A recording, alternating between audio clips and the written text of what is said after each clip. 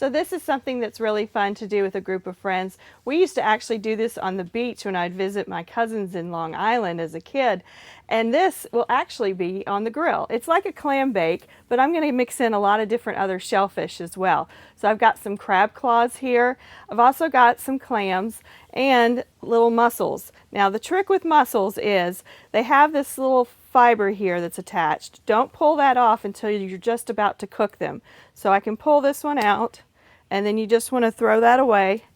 And then what you also want to look for is if they have a little bit of opening, if you tap it and they don't close back, then this one's already dead, and you want to go ahead and toss any of those that'll open up on you. You also want to make sure your clams are not cracked.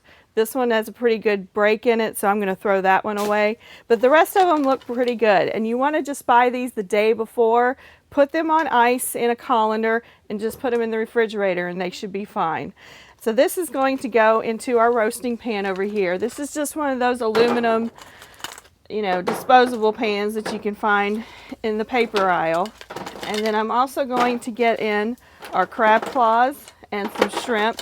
You could put in scallops. Any kind of shellfish that's going to cook quickly would be great for this. Even like a small lobster tail would be really delicious. And these everyone can pull apart and fight over later. And then to season this up, I've got some lemons that I've sliced and some lemon thyme. That's a really wonderful aromatic to have with your fish. And some garlic that I've cut in half.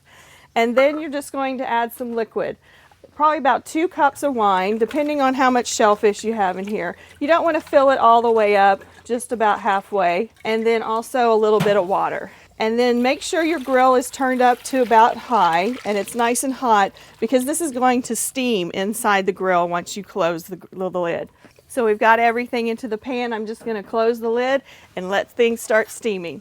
The shellfish looks great. The shrimp looks done. The mussels are opening up. I'm just going to give the clams a few more minutes. So everything turned out beautifully. I'm just going to top it with a little bit more lemon juice, and make sure you have plenty of garlic bread on the side to sop up all these wonderful juices. So if you'd like to find this recipe, it's at cbs19.tv, but it's also going to be featured in the new issue of Tyler Today magazine, and that will include some new recipes that we didn't get to include in this feature. So we'll see you right back here next week on Fresh Ideas.